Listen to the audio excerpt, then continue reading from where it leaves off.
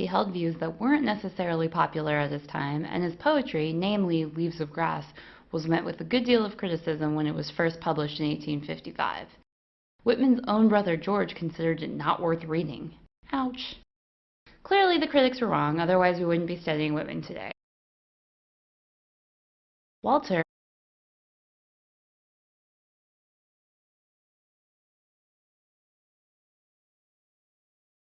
Walt Whitman was an influential American poet of the 19th century and a figure of more than a little controversy.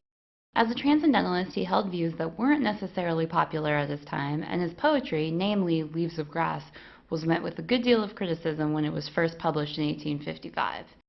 Whitman's own brother George considered it not worth reading. Ouch. Clearly the critics were wrong, otherwise we wouldn't be studying Whitman today. Let's find out who this intriguing man was and why so many of his contemporaries had issues with his writing. Walt Whitman was born into a large, poor family in 1819 in New York State. At age 11, he stopped formal schooling and went to work to support his family.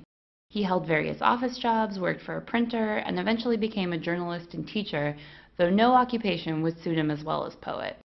Whitman began work on the poems that would later comprise Leaves of Grass, including the famous Song of Myself, as early as 1850. Whitman's style of poetry was unique for his time. He wrote in free verse, or poetry without meter or rhyme.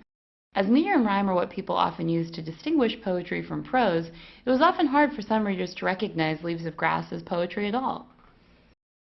Though now it's considered essential American literature, the highly sensual nature of Leaves of Grass, along with its unusual form, made it pretty unpopular at the time it was first published.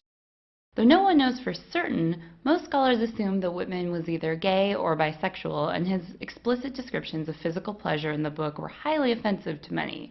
Readers were said to have thrown the book immediately into the fire after reading it.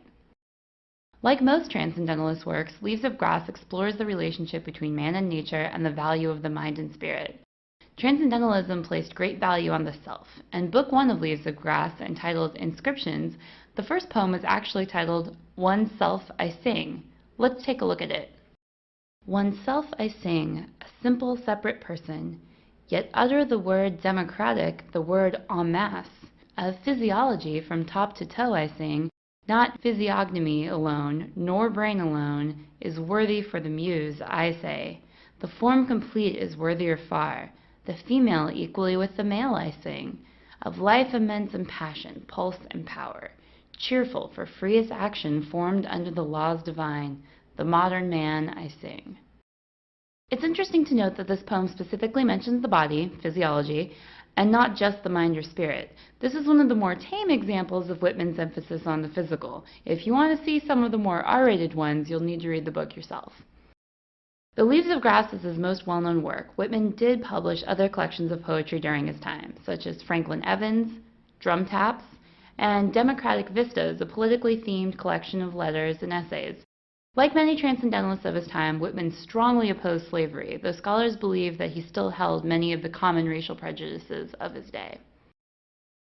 Despite the controversial nature of his work, Whitman's legacy on American poetry is hard to overstate. One of his contemporaries, a British woman named Mary Costello, said, "You cannot really understand America without Walt Whitman, without Leaves of Grass." And Ezra Pound said that Walt Whitman is America. Harold Bloom, one of the most important literary critics of the present day, has this to say about Whitman. "If you are American, then Walt Whitman is your imaginative father and mother, even if, like myself, you have never composed a line of verse. You can nominate a fair number of literary works as candidates for the secular scripture of the United States. They might include Melville's Moby Dick, Twain's Adventures of Huckleberry Finn, and Emerson's 2 series of essays and the Conduct of Life. None of those, not even Emerson's, are as central as the first edition of Leaves of Grass." It's not uncommon for a work of literature to receive poor reception when it's initially published, but go on to receive greater acclaim in the years to come.